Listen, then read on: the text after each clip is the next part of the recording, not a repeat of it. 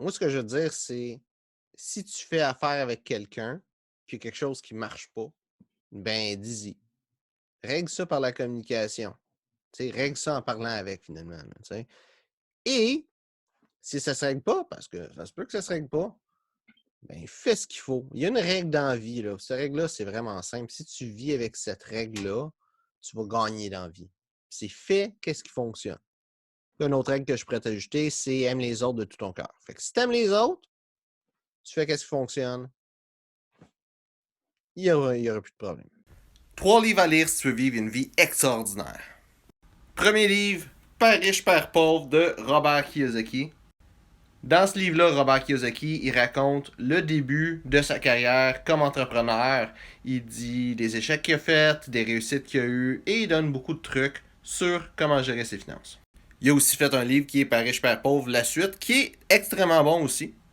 Deuxième livre, Comment se faire des amis et influencer les autres de Dale Carnegie.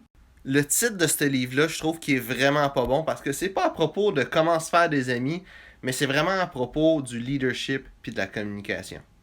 Ça, c'est dans mes recommandations, mais il y a beaucoup de monde qui va dire que c'est un livre qui est excellent. Je dirais qu'en fait, c'est le numéro 1 des livres que je donne de mon top 3. Et le troisième livre, La semaine de 4 heures de Tim Ferriss. Ce livre-là, c'est vraiment à propos de bâtir ta business, puis ça donne plein de conseils et de ressources. Là, présentement, c'était n'importe quel entrepreneur avec le confinement puis tout ça, c'est le bon temps pour te montrer à face sur les médias sociaux, faire des lives, faire des vidéos, mettre du contenu en masse. Parce que le monde, ils sont là en train de regarder, c'est le bon temps. Et tu sais, même en dehors du confinement, en temps normal, faire du contenu, c'est toujours une bonne idée. Ça te permet de te faire connaître, surtout si tu es musicien.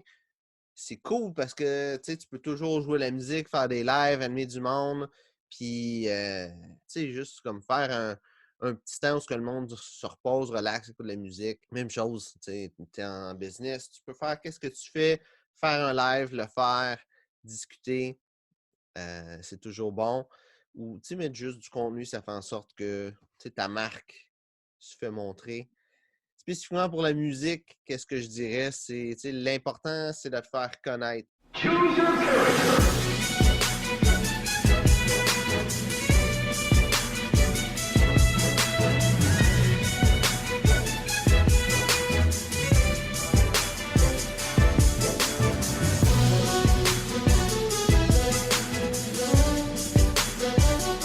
Comment être satisfait dans ta vie. Dans la vie, on a des défis. Ces défis-là, généralement, ça amène de la peur. Peur d'échouer, peur de prendre action, peur de sortir de sa zone de confort. Et cette peur-là, ça amène de la frustration. La frustration, ça va amener d'autres défis. Et qu'est-ce que tu peux faire quand tu as peur? Tu peux aller chercher du support. Tu peux devenir engagé dans ce que tu veux accomplir ou être responsable d'accomplir les choses que tu veux ou de prendre action. Généralement, c'est là qu'un mentor, un coach ou un partenaire, soit un partenaire redevable ou juste un ami, va t'aider. Avec ce choix-là, ça va te permettre de prendre des actions. Ces actions-là vont amener une transformation dans ta vie, dans ta perspective. Cette transformation-là, ça va t'amener des apprentissages, ça va t'amener des nouvelles habitudes et ultimement, ça va t'amener des résultats. Malheureusement, ces résultats-là vont t'amener d'autres défis. À partir de là, soit que tu retombes dans ce cercle vicieux, soit que tu en ressors en allant chercher du support, en étant engagé et en étant... Présentement, c'est le meilleur temps pour lancer une entreprise. Non, de quoi tu parles, man? C'est le pire temps. Les entreprises ont même pas le droit d'opérer, puis les gens, ils ont même pas d'argent présentement, là. OK? Mais la première étape de lancer une entreprise, c'est la planification. Puis là, t'as plein de temps pour planifier. En plus de ça, les gens sont chez eux, puis tout ce qu'ils font, c'est regarder les médias sociaux. C'est le temps parfait pour te faire connaître.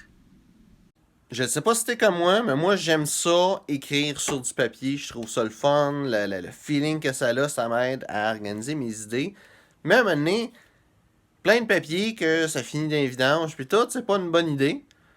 Et aussi, ça finit que j'ai une pile, fait que j'ai trouvé quelque chose de vraiment cool. Je me suis acheté un petit tableau blanc. Puis avec ça, je suis capable d'organiser mes idées là-dessus. Puis je fais juste l'effacer à chaque fois que j'ai fini. Comme ça, j'ai plus de papier à acheter. Juste le même. Et ça me force aussi à faire en sorte que quand j'ai une idée que je mets sur papier, soit que je passe à l'action, ou je me rends compte que ça vaudrait pas vraiment la peine, puis j'efface ça complètement du tableau, plutôt qu'avoir un papier qui s'ajoute dans la pile de choses à faire.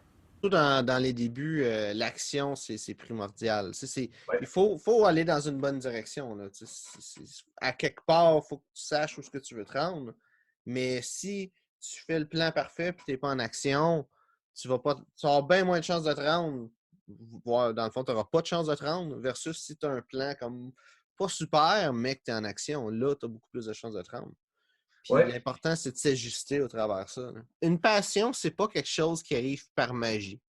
T'es pas comme, tu sais, tu prends un livre, puis t'es comme, OK, c'est bon, ça, c'est la liste de passions que je peux avoir, OK, je vais choisir cela. C'est pas comme ça que ça se passe. Si t'as déjà une passion, tant mieux. Si t'en as pas, ben, c'est pas compliqué de trouver sa passion. C'est un processus. Ça peut être long, mais c'est pas compliqué. Tout ce que tu as à faire, c'est d'essayer des choses. Commence par des choses que tu aimes. Commence par des choses que tu t'es tout le temps dit, hey, j'ai le goût d'essayer cette affaire-là. Par exemple, mettons que tu aimerais ça jouer au golf. Ben, essaye. Va faire une partie de golf. Puis regarde si tu aimes ça. Puis c'est peut-être ça qui va être ta passion. Si tu as n'importe quoi. Essaye de quoi. Essaye des choses. Essaye le plus de choses possible. Au final, tu vas finir par trouver quelque chose qui t'accroche. Et en faisant cette chose-là, tu vas réaliser que ça te passionne.